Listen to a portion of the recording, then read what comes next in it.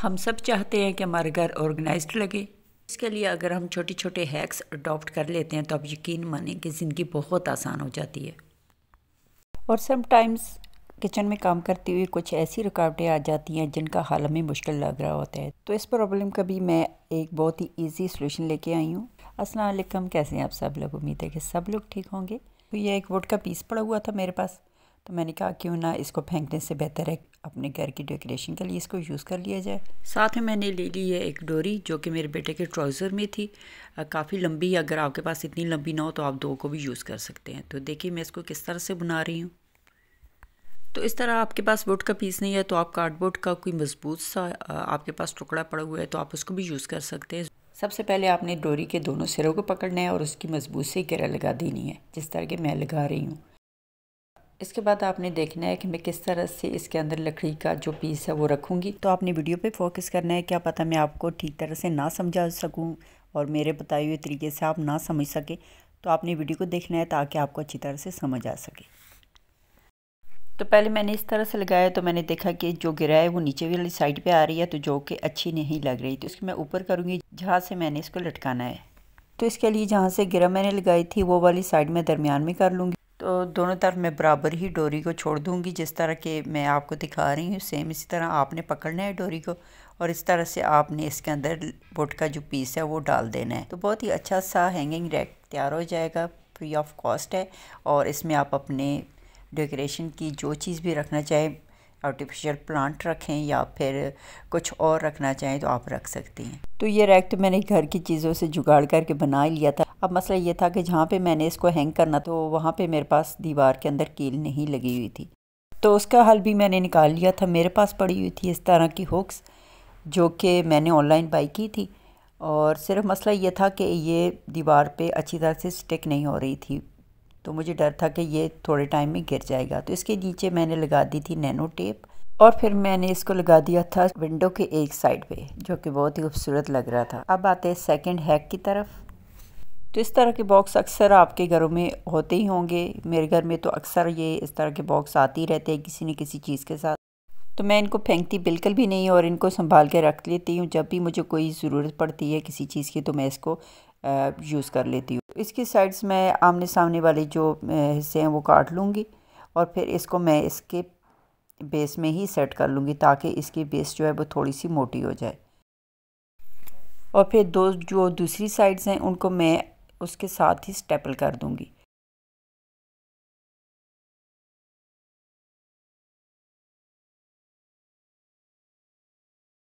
तो इस तरह से ये बॉक्स मैंने रेडी कर लिया है। अब इसके ऊपर मैं क्या लगाने वाली हूँ तो ये तो आपने देख ही लिया है। इस तरह से पुरानी शर्ट मेरे पास पड़ी हुई थी पतली सी, तो इसको मैंने इसके ऊपर इस तरह से लगा लिया है। तो इसके बाजू में पहले अंदर की तरफ कर लूँगी ताकि ये आसानी के साथ इसके अंदर फिक्स हो जाए, और फिर बाकी जो है इस तरह से मैं इसको सेट कर लूँगी। और फिर पीछे से मैं इसको अच्छी तरह से पिन अप कर लूँगी। अगर आप सुई धागे के साथ इसका टांका लगाना चाहें तो भी लगा सकते हैं। तो इस तरह से मैंने इसको पकड़ लिया और इसको मैं सेफ्टी पिन लगा लूँगी तो देखने में भी अच्छा लगेगा।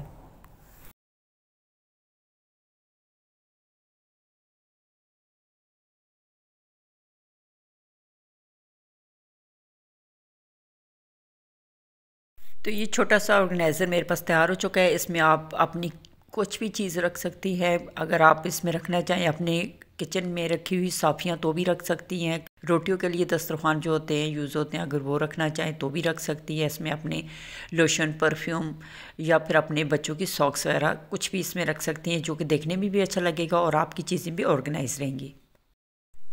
तो अब आते हैं नेक्स्ट हैक की तरफ। तो इस तरह के जो टैबलेट्स के पत्ते होते हैं इनको आपने फेंकना बिल्कुल भी नहीं है, ये आपके बहुत ज़्यादा काम आने वाले हैं। तो आज एक जो इसका हैक है वो मैं आप लोगों के साथ शेयर कर रही हूँ। इस तरह नेल कटर जो होते हैं जब काम करना छोड़ देते हैं, आपके नेल्स नहीं काट रहे होते, तो आज मैं अपने नेल कटर को शार्प कर रही हूँ। तो देखते हैं कि ये कितना काम करता है, क्योंकि बहुत ज़्यादा वीडियोस मैंने यूट्यूब पे देखे हैं, तो मैंने सोचा कि चले ये वाला मैं हैक पहले कर लेती हूँ, ट्राई कर लेती हूँ। अगर काम करता है तो आप लोगों के साथ शेयर करूँगी, अगर नहीं करता तब भी आप लोगों के साथ शेयर करूँगी ताकि आप लोगों का टाइम भी बच सके। इस तरह के फिजूल जो हैक्स होते हैं ना, लोग शेयर तो कर देते हैं लेकिन ये उसका रिज़ल्ट कुछ भी नहीं निकलता। तो मैं आप लोग के साथ हमेशा वही वाले हैक्स और टिप्स शेयर करती हूँ जो कि मैं ख़ुद यूज़ करती हूँ और जो कि आप लोग के लिए मुफीद होते हैं। तो ये देखें, ये मैंने इतना ज़्यादा इसके ऊपर किया है, लेकिन बिल्कुल भी ये ठीक नहीं है, वैसे का वैसा ही है। तो अब मैं दूसरा तरीका इसके साथ कर रही हूँ। इस तरह के जो रंग मार होते हैं, तो ये भी मेरे पास पड़े हुए थे, तो मैंने कहा चलो इसके साथ लगा के देख लेती हूँ, क्या पता इससे ये काम करना शुरू कर दे। तो पहले मैंने इसको खोल के इसके अंदर लगाया रिंग मार, और फिर उसके बाद मैंने इसको नेल कटर को इसके ऊपर रगड़ा। तो चलिए देखते हैं कि इसके साथ ये कितना काम करता है। तो जो टैबलेट्स वाला जो हैक था वो तो हो गया फेल, उससे तो बिल्कुल भी फ़र्क नहीं पड़ा। लेकिन ये है कि इससे थोड़ा थोड़ा ये ठीक हुआ है, लेकिन इतना भी ज़्यादा ठीक नहीं हुआ। तो मैंने ये अब रखा हुआ है क्योंकि ये मेरे किसी काम का नहीं है। तो आप लोग के पास अगर कोई टिप हो, कोई हैक हो कि जिससे नेल कटर शार्प हो जाते हैं, नेल्स अच्छी तरह काटते हैं, कमेंट बॉक्स में मुझे ज़रूर बताना है, फिर मैं उस पर भी वीडियो बनाऊँगी। तो देखूँगी अगर वो काम करता है तो फिर आप लोग के साथ भी शेयर करूँगी। तो अब आते हैं नेक्स्ट टिप की तरफ, और ये टिप आप लोगों के बहुत काम आने वाली है क्योंकि ये हर घर का मसला है कि हम जब चीज़ रखते हैं और रख के भूल जाते हैं। तो मेरे साथ भी यही हुआ कि मैंने चाय बनाने के लिए रखी और फिर भूल गई। जब मैं वापस आई तो मेरी देगची का ये हाल बना हुआ था, और इतने ज़्यादा वो जल गई थी कि मैं सोच रही थी कि पता नहीं ये साफ़ होगी कि नहीं। लेकिन मैंने साथ ही वीडियो बनानी स्टार्ट कर दी, क्योंकि इस तरह मैंने एक दो दफ़ा पहले भी अपनी देगची को साफ़ किया था, लेकिन वो इतनी ज़्यादा जली हुई नहीं थी जितनी कि ये आज जल चुकी है। तो इस तरह से मैंने इसको रख दी चूल्हे पे। 1 घंटा मैंने इसको रखा हल्की आंच पे। तो ये देखिए ये काफ़ी हद तक साफ़ हो चुकी है, लेकिन ये इतनी भी नहीं हुई थी कि इसको मैं किसी चीज़ के साथ रब करती तो ये उतर जाता। तो इसको मैंने बिल्कुल भी हाथ नहीं लगाया, तो ये मैं बस चूल्हे पे ही रखती रही हूँ। तो ये देखें ये कितनी अच्छी तरह से साफ़ हो चुकी है। अब थोड़ा सा जो काम रहता है तो वो मैं करूँगी तार के साथ, बर्तन धोने वाले तार के साथ। लेकिन इसको गर्म गर्म ही मैंने इसके ऊपर तार का रगड़ना है, ताकि उस तरह से फिर जल्दी उतर जाए। इसको बिल्कुल ठंडा नहीं करना।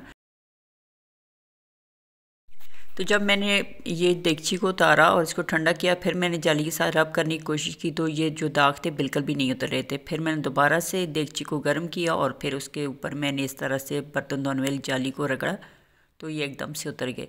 लेकिन जाली को आपने ऐसे ही नहीं पकड़ना, किसी चीज़ के साथ पकड़ना है। मैंने चम्मच के साथ इसको थोड़ा सा रब किया है, तो कोई टाइम भी नहीं लगता, और बिल्कुल भी इसको ज़ोर ज़ोर से रगड़ने की ज़रूरत नहीं है, इतनी मेहनत की ज़रूरत नहीं है, क्योंकि इसको हल्का सा ही जब हम रब करेंगे ना तो ये जो दाग है ये उतर जाएंगे। मैंने चम्मच के साथ इसको रब किया है हल्का हल्का, तो ये देखिए सारे इसके जो जले हुए दाग थे वो सारे उतर गए।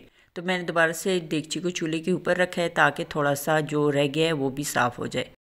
अब देगची तो मेरी साफ़ हो चुकी थी, लेकिन जो चाय गिरने से मेरा चूल्हा गंदा हुआ था वो भी मैंने बाद में रगड़ के साफ़ कर लिया, और उसी तरह रगड़ा है जिस तरह के मैंने आप लोगों के साथ शेयर किया था कि चिमनी की जो चिकनाई है मैंने किस तरह से उतारी थी। तो उसी लिक्विड के साथ मैंने अपने चूल्हे के बर्नर भी साफ़ कर लिए। तो ये थी मेरी वीडियो। ओके जी, अल्लाह हाफिज़।